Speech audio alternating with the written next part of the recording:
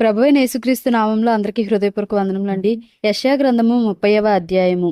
యెహోవా వాక్కు ఇదే: లోబడని పిల్లలకు శ్రమ, పాపమునకు పాపము కూర్చుకొనున్నట్లుగా వారు నన్ను అడుగక ఆలోచన చేయుదురు. నా ఆత్మ నియమింపని సంధి చేసుకొందురు. వారు నా నోటి మాట విచారణ చేయక ఫరో బలము చేత తమ్మును తాము బలపరుచుకునుటకు ఐగుప్తు నీడను శరణుజొచ్చుటకు ఐగుప్తునకు ప్రయాణము చేయుదురు. ఫరో వలన కలుగు బలము మీకు అవమానకరమగును. ఐగుప్తు నీడను శరణుజొచ్చుట వలన సిగ్గు కలుగును. యాకోబు వారి అధిపతులు సోయన్లో కనబడినప్పుడు, వారి రాయబారులు హానేసులో ప్రవేశించినప్పుడు వారందరూ తమకు అక్కరకు రాక ఏ సహాయమునకైనను ఏ ప్రయోజనమునకైనను పనికి రాక సిగ్గును నిందయు కలుగజేయు ఆ జనుల విషయమై సిగ్గుపడుదురు. దక్షిణ దేశములోనున్న క్రూర మృగములను గూర్చిన దేవోక్తి: సింహములను పాములను తాపకరమైన మిడునాగులు నున్న మిక్కిలి శ్రమ బాధలు గల దేశము గుండా వారు గాడిద పిల్లల వీపుల మీద తమ ఆస్తిని, ఒంటెల మూపుల మీద తమ ద్రవ్యములను ఎక్కించుకొని తమకు సహాయము చేయలేని జనమునొద్దకు వాటిని తీసుకొని పోవుదురు. ఐగుప్తు వలని సహాయము పనికి మాలినది, నిష్ప్రయోజనమైనది.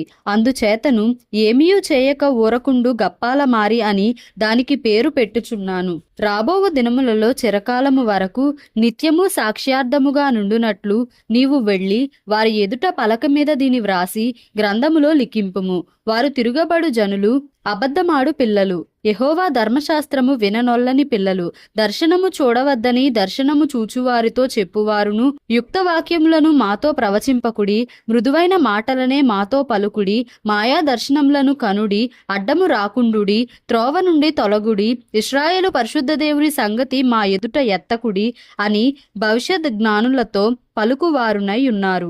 అందుచేతను ఇశ్రాయేలు యొక్క పరిశుద్ధ దేవుడు ఇలాగు సెలవిచ్చుచున్నాడు: మీరు ఈ వాక్యము వద్దని త్రోసివేసి బలాత్కారమును కృత్రిమమును నమ్ముకొని అట్టి వాటిని ఆధారము చేసుకొంటిరి గనుక ఈ దోషము మీకు ఎత్తైన గోడ నుండి జోగి పడబోవుచున్న గోడ అండవలే అగును. అది ఒక్క క్షణములోనే హఠాత్తుగా పడిపోవును. కుమ్మరి కుండ పగులగొట్టబడినప్పుడు ఆయన ఏమీయూ విడిచిపెట్టక దాని పగులగొట్టును.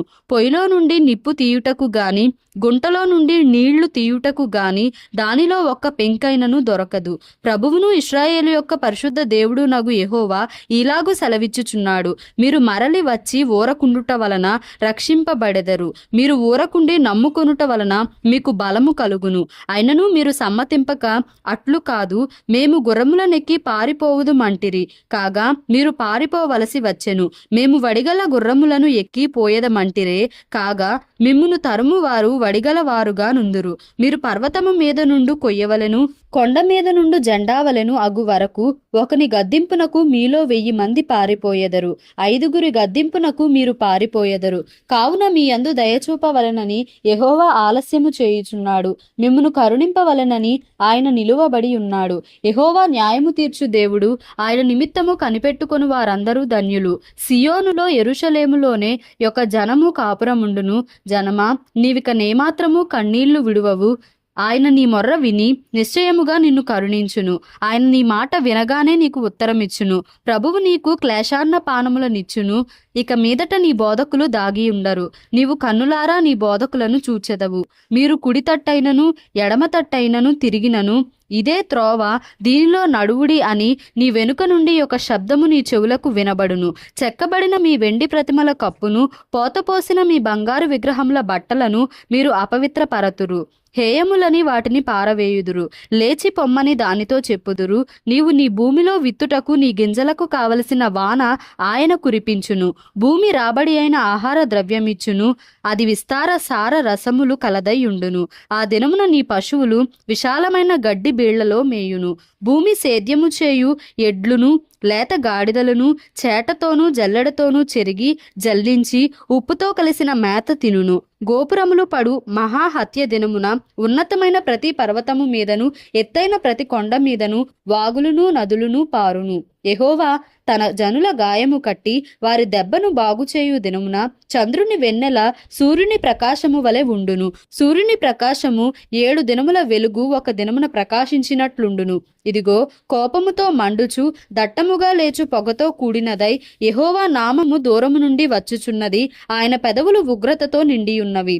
ఆయన నాలుక దహించు అగ్ని జ్వాల వలె ఉన్నది. ఆయన ఊపిరి కుతికల లోతు వచ్చు ప్రవాహమైన నది వలె ఉన్నది. వ్యర్థమైన వాటిని చెదరగొట్టు జల్లెడతో అది జనములను గాలించును. త్రోవ తప్పించు కళ్ళెము జనుల దవడలలో ఉండును. రాత్రి అందు పండుగ నాచరించునట్లుగా మీరు సంగీతము పాడుదురు. ఇశ్రాయేలునకు ఆశ్రయ దుర్గమైన యెహోవా యొక్క పర్వతమునకు పిల్లనగ్రోవి నాదముతో ప్రయాణము చేయు వారికి కలుగునట్టి హృదయ సంతోషము కలుగును. యెహోవా తన ప్రభావము గల స్వరమును వినిపించును. ప్రచండమైన కోపముతోనూ దహించు జ్వాలతోనూ పెళ్ళపెళ్ళయను గాలివాన వడగండ్లతోనూ తన బాహువు వాలుట జనులకు చూపించును. యెహోవా దండముతో అష్షూరును కొట్టగా అది ఆయన స్వరము విని భీతినొందును.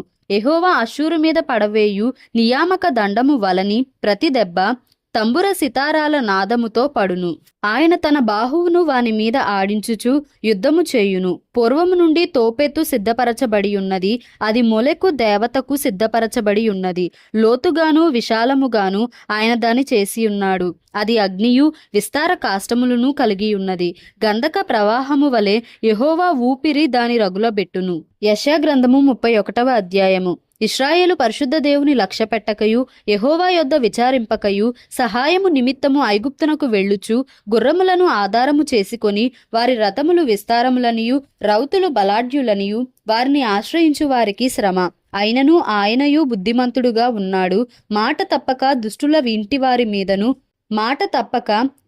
ఇంటివారి మీదను కీడు చేయు వారికి తోడ్పడు వారి మీదను ఆయన లేచును. ఐగుప్తీయులు మనుషులే గాని దేవుడు కారు. ఐగుప్తీయుల గుర్రములు మాంసమయములే గాని ఆత్మ కావు. యెహోవా తన చెయ్యి చాపగా సహాయము చేయువాడు జోగును, సహాయము పొందువాడు పడును. వారందరూ కూడి నాశనమగుదురు. యెహోవా నాకు ఇలాగు సెలవిచ్చి ఉన్నాడు. తప్పించుటకై గొర్రెల కాపురుల సమూహము కూడిరాగా సింహము కొదమ సింహము వారి శబ్దమునకు భయపడకయు వారి కేకలకు అధైర్యపడకయు తనకు దొరికిన దాని మీద గర్జించునట్లు సైన్యములకు అధిపతియగు యెహోవా యుద్ధము చేయుటకై సియోను పర్వతము మీదికిని దాని కొండ మీదికిని దిగివచ్చును. పక్షులు ఎగురుచు తమ పిల్లలను కాపాడునట్లు సైన్యములకు అధిపతియగు యెహోవా యెరూషలేమును కాపాడును. దాని కాపాడుచు విడిపించుచు నుండును. దానికి హాని చేయక తప్పించుచు నుండును.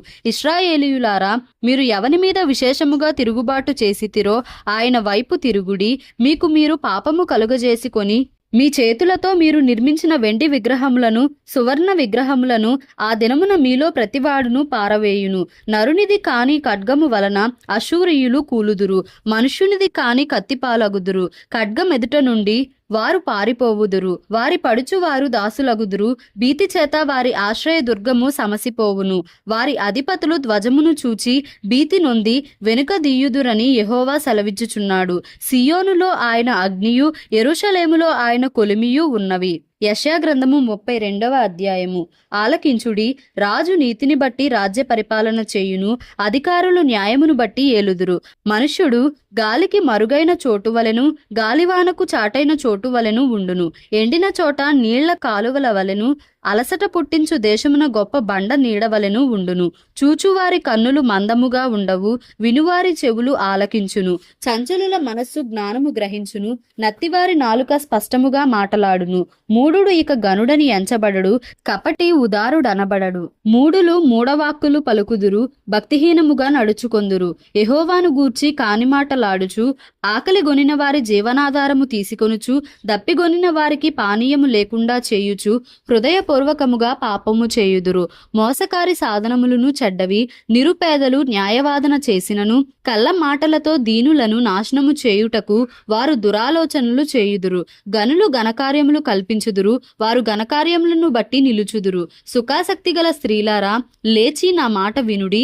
నిశ్చింతగానున్న కుమార్తెలారా, నా మాట వినుడి. నిశ్చింతగల స్త్రీలారా, ఇక 1 సంవత్సరమునకు మీకు తొందర కలుగును. ద్రాక్ష పంట పోవును, పండ్లు ఏరుటకు రావు. సుఖాసక్తిగల కన్యలారా వనకుడి. నిర్విచారిణులారా తొందరపడుడి. మీ బట్టలు తీసివేసి దిగంబరులై మీ నడుమున గోనెపట్ట కట్టుకొనుడి. రమ్యమైన పొలము విషయమై ఫలభరితమైన ద్రాక్షావల్లుల విషయమై వారు రొమ్ము కొట్టుకొందురు. నా జనుల భూమిలో ఆనందపురములోని ఆనంద గృహములన్నిటిలో ముండ్ల తుప్పలును బలురక్కసి చెట్లును పెరుగును. పైనుండి మన మీద ఆత్మ కుమ్మరింపబడు వరకు నగరి విడువబడును, జనసమూహము గల పట్టణము విడువబడును. కొండయు కాపరుల గోపురమును ఎల్లకాలము గుహలుగా ఉండును. అవి అడవి గాడిదలకు ఇష్టమైన చోట్లుగాను మందలు మేయు భూమిగాను ఉండును. అరణ్యము ఫలభరితమైన భూమిగాను, ఫలభరితమైన భూమి వృక్షవనముగా నుండును.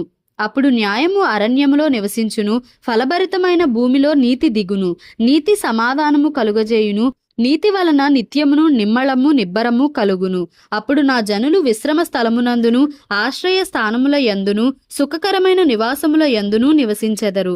అయినను అరణ్యము ధ్వంసమగునప్పుడు వడగండ్లు పడును, పట్టణము నిశ్చయముగా కూలిపోవును. సమస్త జలముల యొద్దను విత్తనములు చల్లుచు ఎద్దులను గాడిదలను తిరుగనిచ్చు మీరు ధన్యులు.